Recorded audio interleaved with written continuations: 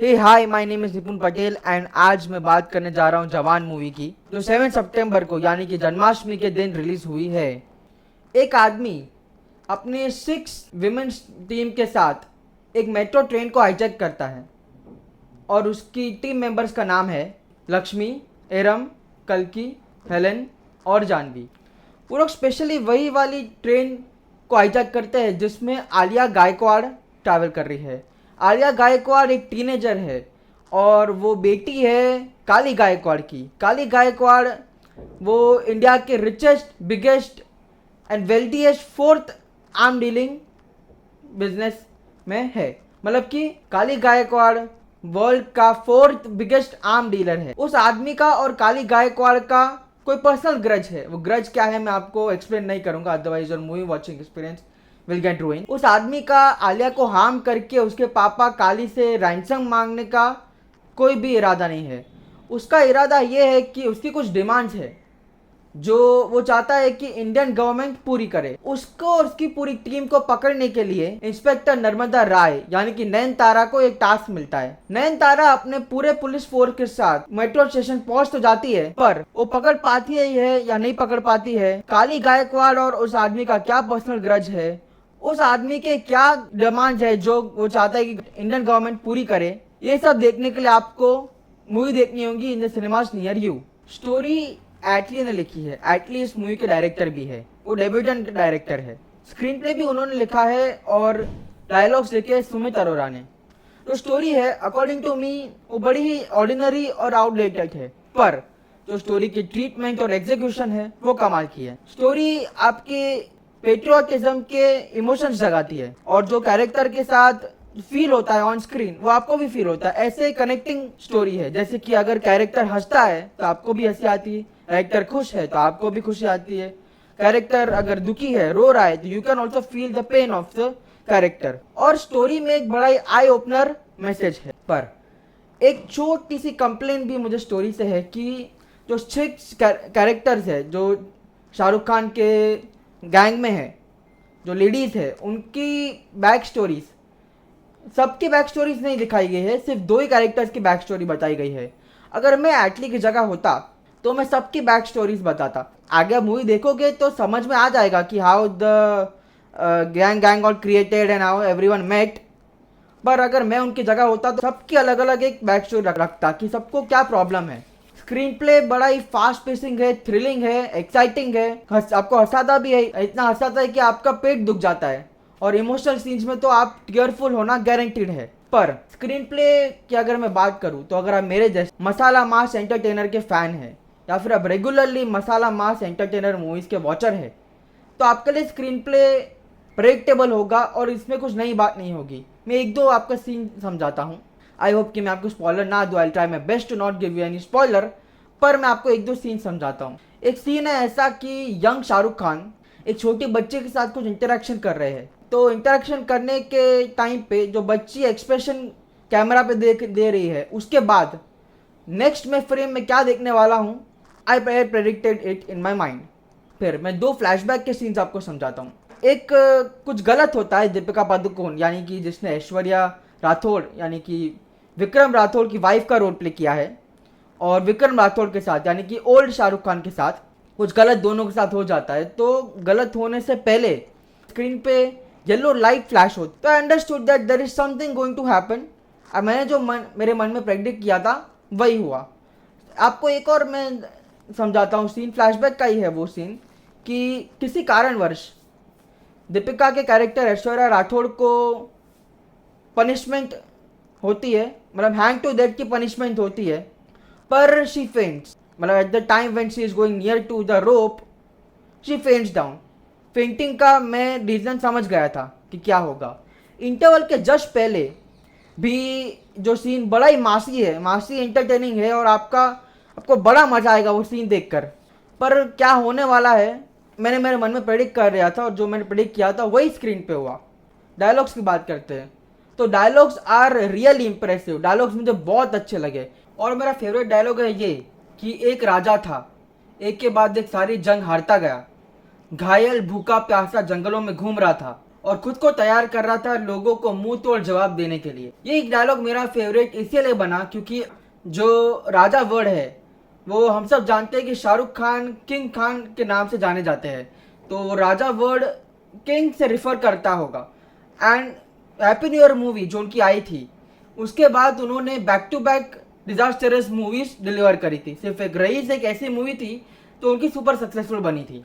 तो हम सब ने सोचा कि अब शायद वो एक्टिंग करना बंद कर दे, his career has got finished, पर ऐसा नहीं हुआ। उन्होंने 5 साल बाद कमबैक किया पठान के साथ, एंड पठान में कैसे हम सबका दिल जीता, we all are very well aware about it.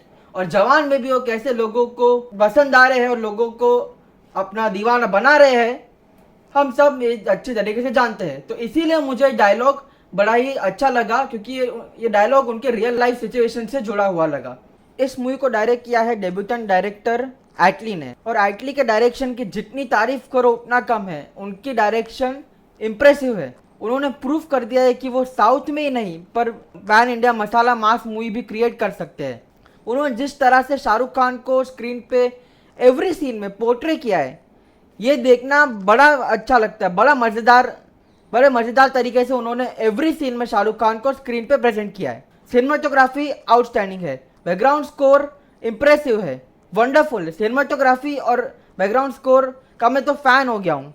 Songs की पिक्चराइजेशन माइंड ब्लोइंग है, और जो एक्शन दिखाया गया है सीन में वो बड़ा इम्पैक्टफुल है, थ्रिलिंग है, एक्साइटिंग है। When you will watch the action scenes your eyes will stick to the screen. और उन्होंने सारे स्टारकास्ट से लीडिंग, सपोर्टिंग और जूनियर कास्ट सबसे अच्छा काम करवाया है। एंड उनका जो डायरेक्शन मतलब कि कैरेक्टर्स के साथ जो उनकी एक्टिंग करवाई उन्होंने, जब कैरेक्टर्स हैप्पी होते हैं तो आप भी हैप्पी फील करते हो, जब कैरेक्टर्स गुस्सा होते हैं आप भी गुस्सा फील करते हो, जब कैरेक्टर्स दुखी होते हैं आप भी दुखी फील करते हो। Such magic at least direction is created on screen. Inspector Azad Rathore और विक्रम राठौड़ दोनों ही रोल शाहरुख खान ने प्ले किए हैं, और उनकी एक्टिंग देख के मैं स्पीचलेस हो गया हूँ। इंस्पेक्टर नर्मदा राय का role Nayanthara, debutante actress Nayanthara ने प्ले किया है। एंड मेरा ये मानना है कि इस मूवी के सक्सेस के बाद नयनतारा सिर्फ साउथ इंडियन फिल्म इंडस्ट्री में ही नहीं पर पैन इंडिया वो सुपरस्टार बन जाएगी।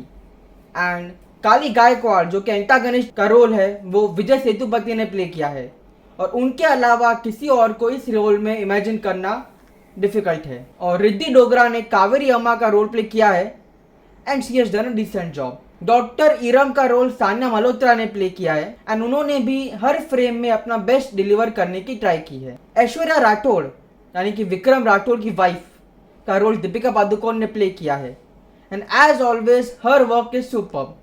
उनका स्क्रीन टाइम कम है क्योंकि she is not the part of the star cast, she has just done a guest appearance, पर उनको जितना भी काम दिया गया है उन्होंने फैबुलसली किया है।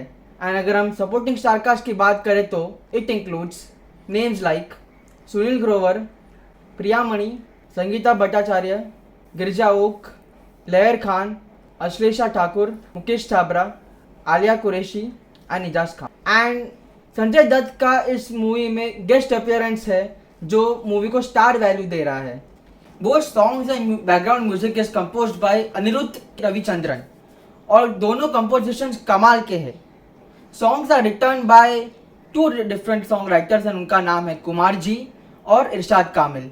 और लिरिक्स इतने सिंपल, इतने इजी है कि लोगों के जुबान पर जल्दी से चढ़ जाएंगे, और लिरिक्स सुन के आपके मुंह से सिर्फ एक वर्ड निकलता है, वो है वाह। मूवी में 6 गाने हैं और गानों का नाम है जिंदा बंदा, चलिया, अरे रारो, पराठा and Jawan title track and not Ramaiya Vastavaiya. इन सारे गानों में 3 गाने बड़े पॉपुलर हुए हैं, वो है नॉट रमैया वस्ता भैया जो कि क्लोजिंग क्रेडिट सॉन्ग है मूवी का, चलिया जो कि रोमांटिक नंबर है, एंड जिंदा बंदा। एंड जो दोनों लिरिसिस्ट ने सॉन्ग्स में राइम्स की यूज की है वो बड़ी कमाल की लग रही है, और सॉन्ग्स के पिक्चराइजेशन तो आई फीलिंग है। खास करके चलिया सॉन्ग का पिक्चराइजेशन बड़ा ही आई फीलिंग है। Songs are choreographed by 4 different choreographers and their names are Vaibhavi Merchant, Farah Khan, Shobi and Lalitha. And Chaleya song का हुक स्टेप कितना पॉपुलर हुआ है that we are already aware about it. Movie के कैमरामैन का नाम है जी.के. विष्णु, एडिटर का नाम है रूबिन। सिनेमाटोग्राफी बड़ा ही कमाल का सिनेमैटिक एक्सपीरियंस दे रही है टू इट्स व्यूवर। खास करके मुझे क्लोजअप शॉट्स बहुत अच्छे लगे। क्लोजअप शॉट्स ब्यूटीफुली कैप्चर करे गए हैं और वीएफएक्स और एडिटिंग फैबुलस है। बड़ी क्रिस्प और शार्प एडिटिंग है। 6 अलग एक्शन डायरेक्टर्स ने इस मूवी में एक्शन किया है और एक्शन बड़ा इम्पैक्टफुल है, एक्साइटिंग है और थ्रिलिंग है। ऐसे ऐसे स्टंट्स आपको दिखाए गए हैं कि आपकी आंखें फटी की फटी रह जाएगी। और के मूर्तिराज ने प्रोडक्शन डिजाइन किया है, यानी कि आर्ट डायरेक्शन किया है इस मूवी में, और मुझे उनका आर्ट डायरेक्शन काफी अबव एवरेज लगा। So this is an action thriller drama and it's delight to watch SRK playing dual roles. और ये movie by the time I have given my review, it has become a super successful movie because it was released on the day of Janmashtami and Janmashtami की छुट्टी का फायदा इस movie को बड़ा हुआ है। लोगों को जब जन्माष्टमी की छुट्टी के टाइम पे कोई मूवी देखने का मन हुई है तो जवान छोड़ के कोई और मूवी का चॉइस उनके दिमाग में नहीं आया है।